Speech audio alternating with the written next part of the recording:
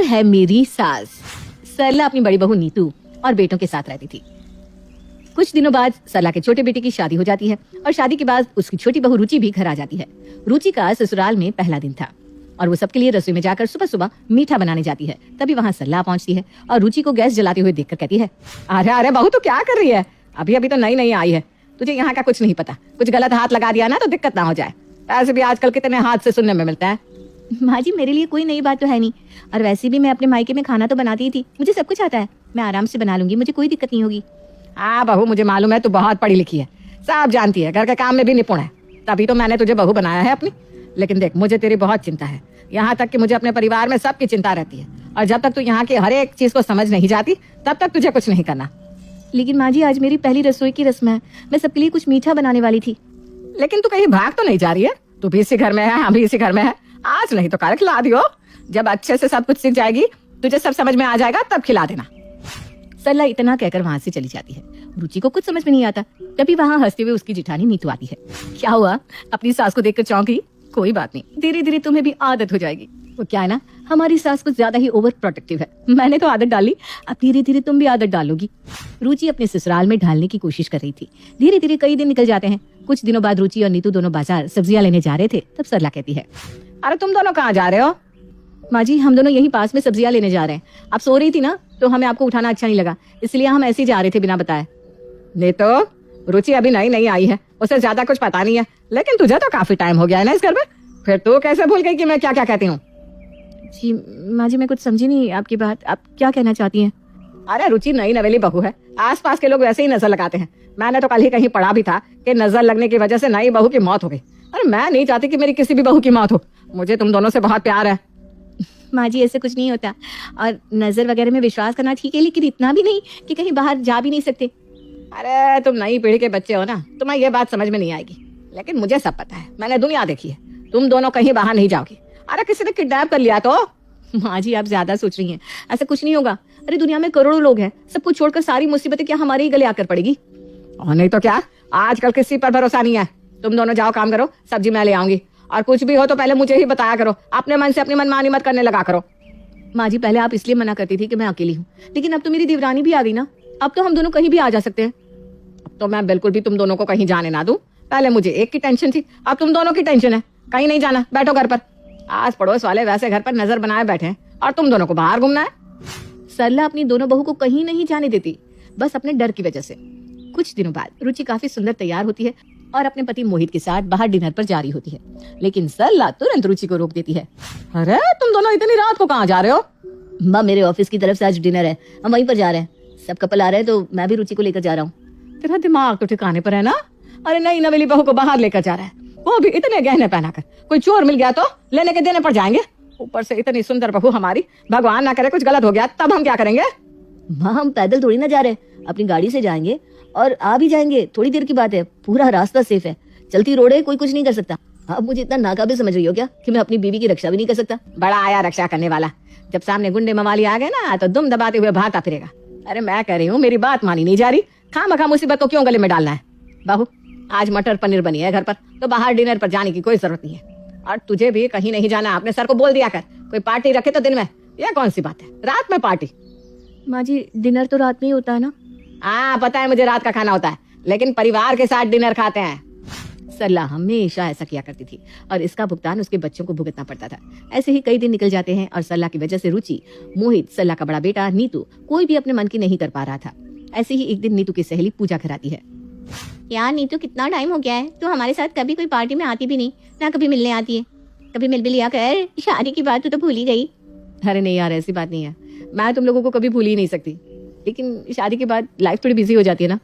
रहने दे, इकलौती तो नहीं है जिसकी शादी हुई है, हमारे और भी बहुत दोस्त हैं जिसकी शादी हो चुकी है, लेकिन वो भी तो हमसे अब भी मिलते हैं, अभी हमारे साथ पार्टी करते हैं, और एक तू है। नीतू दीदी, आपको जाना चाहिए, मेरी तो अभी नई नई शादी हुई है, आपकी शादी को तो इतना टाइम हो गया, तब से लेकर अभी तक आप कहीं भी अपने दोस्तों के साथ मिलने नहीं गई। रुचि, तुम्हें पता है ना माँ जी का, अभी जाऊंगी तो चिंता करने लगेंगी और कहीं नहीं जाने देंगी, इसलिए अभी तक कहीं नहीं जा पाई। ऐसे तो आप कभी भी कहीं भी नहीं जा पाओगे, मेरी मानिए, अब आपको भी घूमने के लिए बाहर निकलना चाहिए। ऐसे कब तक चलता रहेगा? माँ जी को भी तो समझना चाहिए ना। सरला रुचि की ये बात सुन लेती है और तुरंत कहती है, क्या बातें हो रही है, क्या समझना चाहिए? माँ जी, मैं ये कह रही थी कि नीतू दीदी की शादी को इतना टाइम हो गया है, अपने दोस्तों के साथ कभी बाहर नहीं गई, तो अब उन्हें कहीं बाहर घूमना चाहिए ना दोस्तों के साथ, उन्हें भी अच्छा लगेगा। आंटी जी, क्या मैं नीतू को लेकर जाऊँ अपने साथ? अरे नहीं नहीं नहीं, कहीं नहीं जाना। आजकल दोस्तों पर भरोसा ही नहीं रह गया। तुम दोनों को पता नहीं है, लेकिन दोस्त ना ऐसे अपने साथ लेकर जाते हैं, विश्वास बनाते हैं और फिर उन्हें बेच देते हैं। अरे मार भी देते हैं, पता नहीं क्या क्या करते हैं। इसलिए कहीं नहीं जाना, और तुम जो भी हो अपने घर जाओ। हाँ? सरला की बात सुनकर पूजा तुरंत वहां से चली जाती है, लेकिन ये बात रुचि और नीतू के दिमाग में रह जाती है। इसलिए अब वो भी अपनी सास का ओवर प्रोटेक्टिव पना छुड़वाने के बारे में सोचते हैं। तो जब सरला अपनी बड़ी बहू नीतू के पास जाकर कहती है, बहू मैं मार्केट जा रही हूँ, तो घर का ध्यान रखियो। नहीं नहीं नहीं माँ जी, आप कहीं मत जाओ, मैं अभी कल परसों ही सुनकर आ रही हूँ, आसपास चोरियां बहुत हो रही है और घर में जो रह रहा है उसे मार भी देते हैं। माँ जी आप ऐसे छोड़कर मुझे मत जाओ, मुझे बहुत डर लगता है। नीतू अपनी बातों में सरला को ऐसे उलझा देती है कि वो जा ही नहीं पाती। अब ऐसे ही दोनों बहुएं सरला की सारी बातों को काटती है। कुछ भी करने को कहती तो मना कर देती कि उन्हें डर लगता है कि कुछ ऐसा हो जाएगा वैसा हो जाएगा। ऐसे ही एक दिन सरला के पैरों में बहुत ज्यादा दर्द हो रहा था और वो अपनी दोनों बहुओं को बुलाकर कहती है, अरे बहू मेरे पैर में ना बहुत ज्यादा दर्द हो रहा है, चला तक नहीं जा रहा, मुझे डॉक्टर के पास ले चलो और दवाई दिला दो। माँ जी, ये क्या कह रही हो आप? दवाई? आपको पता नहीं आजकल डॉक्टर लोग अपनी फीस बनाने के लिए किडनी निकाल लेते हैं। नहीं नहीं माँ जी, आप थोड़ी देर दर्द में रह लो, मुझे वो मंजूर है, लेकिन अगर आपकी किडनी निकाल ली और आपको कुछ हो गया तो? रुचि बिल्कुल सही कह रही है, आप यहीं रहो, कोई दवाई की जरूरत नहीं है। आप तो तंदुरुस्त हो, खुद ही अपने आप दर्द चला जाएगा। माँ जी, बहू की ऐसी लगातार हरकतों से सरला को समझ में आ जाता है कि आखिर उसकी बहू ऐसा क्यों कर रही है, और उसके बाद वो कभी भी अपनी बहू को लेकर ज्यादा ओवर प्रोटेक्टिव नहीं होती और इसलिए रोक टोक करना भी छोड़ देती है। कामना और अभी पति पत्नी है जरूर, लेकिन उन दोनों का रिश्ता खत्म होने की कगार पर है। हालांकि अभी की मां मंजू यही चाहती है कि वो दोनों सारे गिले शिकवे मिटाकर अपनी जिंदगी की एक नई शुरुआत करें, लेकिन क्या मंजू की ये कामना पूरी हो पाएगी? आइए जानते हैं हमारी कहानी में। माँ जी, आप तो मुझे हमेशा समझाती हो कि मैं काम पर ध्यान दिया करूं, छोटी छोटी बातों को नजरअंदाज किया करूं, लेकिन थोड़ा सा ज्ञान अपने निकम्मे बेटे को भी दे दिया करो। बहू तुझे क्या लगता है मैं उसे समझाती नहीं हूँ क्या? पर अभी क्या हुआ? हाँ, क्यों इतनी लाल पीली हो रही है? देखिए माँ जी, आपकी बेटी का मोबाइल, मैंने उनकी चैट पढ़ी है, आप भी पढ़िए, कैसी गंदी गंदी बातें करते हैं। कितनी बार इस लड़के को समझा चुकी हूँ कि किसी और लड़की के चक्कर में मत पड़, लेकिन ये मेरी सुनता कहाँ है। दे मुझे फोन, मैं बात करती हूँ अभी से। मंजू अपने बेटे के पास जाती है, उसका फोन दिखाकर उससे कहती है, क्या है ये सब अभी? माँ मेरा फोन आपके पास कैसे आया? अभी ये मेरे सवाल का जवाब नहीं है। माँ मैं पहले भी बोल चुका हूँ आपको और आज फिर से बोल रहा हूँ कि मैं विशाखा से प्यार करता हूँ। तो कामना से शादी क्यों की थी? कामना से शादी आपने करवाई थी और आपने कामना को देखा है, उसे मेरी भावनाओं की बिल्कुल कदर नहीं है। माँ शादी के बाद से ही हमारे रिश्ते सही नहीं है, हम दोनों तो बस बेमतलब का रिश्ता निभा रहे हैं आपकी वजह से। मंजू आई तो थी अपने बेटे अभी को समझाने, लेकिन उल्टा अभी ने मंजू को ही समझा दिया। अब इसी तरह अभी और कामना के रिश्ते बिगड़ते चले गए। एक दिन अभी बिना नाश्ता किए ऑफिस के लिए घर से निकल रहा था, तभी उसकी माँ कहती है, अरे बेटा नाश्ता तो कर ले। आपकी बहू को नाश्ता बनाना आता भी है? रोज रोज जला हुआ कच्चा पका नाश्ता मैं नहीं खा सकता। लेकिन बेटा आज का नाश्ता अच्छा बना है। अरे कुछ खा नहीं रहा तो चाय ही पी ले कम से कम। रहने दीजिए ना माँ जी, अब इन्हें मेरे हाथ का खाना पसंद नहीं आएगा, अब इन्हें उस चुड़ैल विशाखा के हाथ का खाना पसंद आएगा। हाँ, विशाखा के हाथ का खाना पसंद आएगा क्योंकि वो तुमसे कई गुना ज्यादा अच्छा खाना बनाती है। अभी ये बोलकर चला जाता है। काफी वक्त साथ गुजारने के बाद दोनों आपसी सहमति से तलाक ले लेते हैं। कामना अभी के घर और उसकी जिंदगी से चली गई। कुछ ही दिन बाद अभी ने विशाखा से शादी कर ली। विशाखा से शादी के बाद सभी रिश्तेदार और पड़ोसी बातें बनाने लगे। अभी की तो जिंदगी बर्बाद हो गई। कामना और अभी बहुत हंसी खुशी रह रहे थे, लेकिन जैसे ही ये लड़की इनकी जिंदगी में आई, दोनों का हंसता खेलता घर उजाड़ दिया। अरे कहाँ हंसी खुशी रह रहे थे, शादी के बाद से ही दोनों की अनबन शुरू हो गई थी। अरे भाई साहब, आप तो अभी की चाचा हो ना, आप ही समझाते उसे कुछ। हमने तो बहुत समझाया, लेकिन हमारे इस घर में चलती कहाँ है।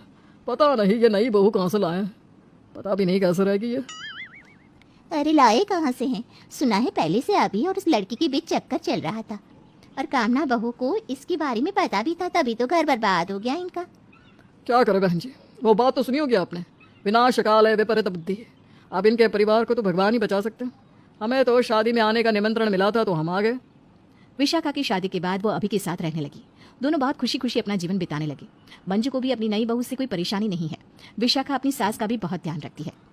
माँ जी, आज आपको डॉक्टर के पास जाना था। हाँ बहू, बस अभी निकल ही रही हूँ। मैं भी आपके साथ चलती हूँ, डॉक्टर से बोलकर आपकी दवाइयाँ भी बदलवानी है। इस तरह विशाखा अपनी सास की हर छोटी से छोटी चीज का ख्याल रखती। उसने अपनी सास और पति का दिल जीत लिया। एक दिन मंजू के घर पर उसकी बहन शोभना आई। अरे मंजू, मैंने सुना तेरे बेटे ने दूसरी शादी कर ली है। हाँ दीदी, सही सुना है आपने। आप देश से बाहर गई हुई थी ना, तो मैं आपको न्योता नहीं दे पाई। लेकिन तेरी पहली बहू बहुत अच्छी थी, इसने तो अभी का घर बर्बाद कर दिया।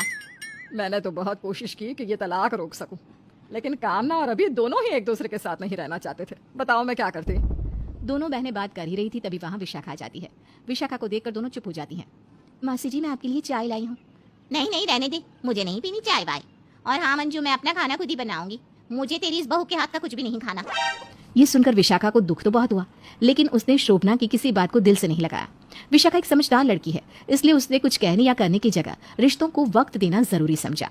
विशाखा की वजह से घर में किसी को कोई समस्या नहीं थी, लेकिन फिर भी मंजू के रिश्तेदार उसे आकर विशाखा के खिलाफ भड़काते रहते।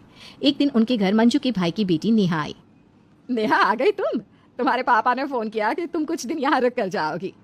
हाँ बुआ, मेरे एग्जाम है ना, तो 1-2 दिन यहीं रुकूंगी। वैसे पापा तो बोल रहे थे कि हॉस्टल में रुक जाऊं, लेकिन मैंने मना कर दिया, क्योंकि मेरा एग्जाम सेंटर आपके घर के पास ही है। तेरे बाप को शर्म नहीं आई, जो इतना बड़ा घर होते हुए भी तुझे एक हॉस्टल में रुकने की सलाह दे रहा है, हैं? बुआ, इस पे पापा की कोई गलती नहीं है, वो तो आपकी बहू की वजह से बोल रहे थे। विशाखा की वजह से? अरे उसने क्या कर दिया? क्या नहीं किया? अरे आपका हंसता खेलता घर बर्बाद हो गया, और अभी भैया ने कामना भाभी को तलाक दे दिया। इससे बुरा और क्या हो सकता है? बुरा मत मानना बुआ, लेकिन आपकी नई बहू को कोई पसंद नहीं करता। नेहा बेटा, वो किसी को पसंद आए या ना आए, लेकिन अभी को तो पसंद है ना। हाँ बुआ, खैर जो हुआ सो हुआ, क्या कर सकते हैं। इसी तरह से कई दिन बीत गए, और कोई ना कोई रिश्तेदार या फिर पड़ोसी मंजू से विशाखा के बारे में कुछ ना कुछ कहता, जिससे मंजू भी अपनी बहू से चिढ़ने लगी। उसके मन में ये बात घर कर गई कि विशाखा की वजह से उसका घर बिगड़ा है। एक दिन विशाखा ने अपनी सास से कहा, माँ जी, मैंने आपके लिए काढ़ा बनाया है। हाँ तो इसमें थोड़ा जहर भी मिला देना, वैसे भी तूने मेरे घर की इज्जत को मिट्टी में मिला दिया है। माँ जी, आज आप ऐसे क्यों बात कर रही हैं? ऐसे और वैसे क्या, मुझे तो तुझसे बात ही नहीं करनी चाहिए। लेकिन माँ जी, मैंने किया क्या है? तेरी वजह से मेरा घर बर्बाद हो गया, और तू पूछ रही है कि तूने किया क्या है। आज के बाद तू मेरा कोई काम नहीं करेगी, और कोशिश करना कि मेरे सामने भी ना आए।